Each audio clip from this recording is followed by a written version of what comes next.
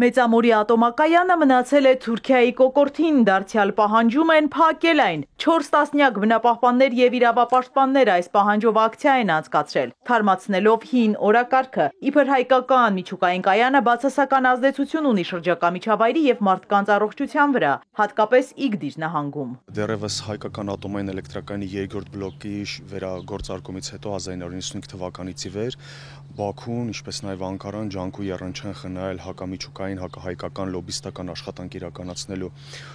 նպատակով։ Ըստ թուրք էկոմասնագետների Մեծամորի այգին աշխարհում ամենավտանգավորներից է։ Դրա համար էլ դիմում են միջազգային բոլոր կազմակերպություններին, նաև Հայաստանի կառավարությանը փակել Մեծամորի ատոմակայանը, քանի դեռ Հայաստանը չի վերածվել Չեռնոբիլի եւ Ֆուկուսիմայի։ Անհիմն հայտարարություններ են,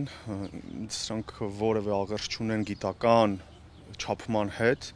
բացառապես քաղաքական եւ այսպես ինդոկտրինալ բնույթ կրող հայտարարություններ են։ Թուրքիան կրկին թեժացրել է թեման, որպեսզի նոր էներգաբլոկ չկառուցվի, որի աշխատանքներն արդեն պետք է սկսվեն, ասում է մասնագետը։ Սա անհրաժեշտ է, որպեսզի 10 տարի անց 2036 թվականին հնարավոր լինի ատոմակայանի շահագործումը շարունակել։ Մեծամորի ատոմակայանը Հայաստանի էներգետիկ անվտանգության եւ ես կասեմ ավելի լայն, նույնիսկ ազգային անվտանգության հենասյուներից մեկն է, որը թույլ է տալիս քիչ թե շատ ապահովել մեր այն խարխլված սուբյեկտայնությունը, որին մենք այսօր առերեսվել ենք։ Ինչու՞, որովհետև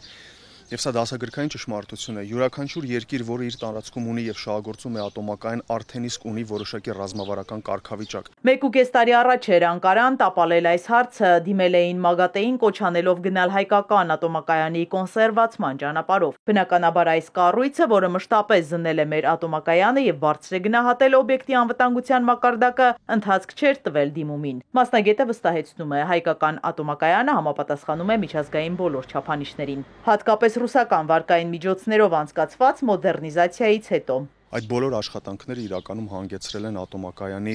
եւ հզորությունների ավելացմանը եւ անվտանգության ավելացմանը եւ կայունության էական մակարդակի բարձրացմանը։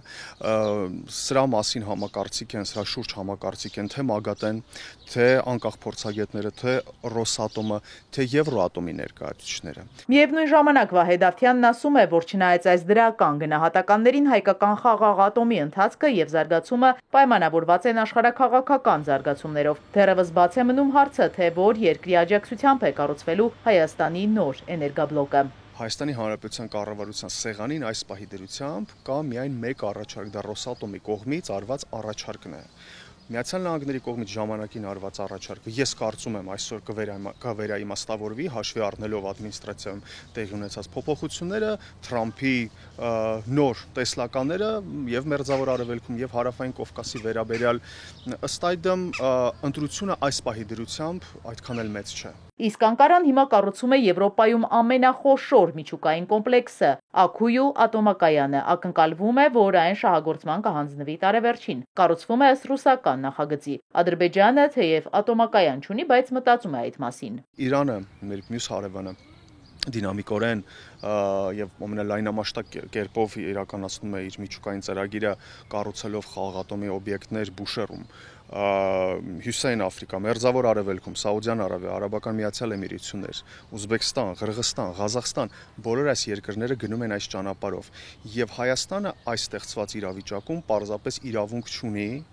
հետ կանգնել իր միջուկային շահերից։ Սա նաև գլոբալ թրենդ է։ Թեև Անկարան լուրջ է տրամադրված Մեծամորի ատոմակայանի փակման հարցում եւ ինչպես բնապահպաններն են ասում, մինչեւ վերջ է պայքարելու, սակայն թուրքական փաստարկներն ամենևին չեն համոզում միջազգային մասնագիտական հանրությանը։ Իզաբելլա Հովհաննիսյան, Հարություն Հովսեփյան, Էպիկենտրոն։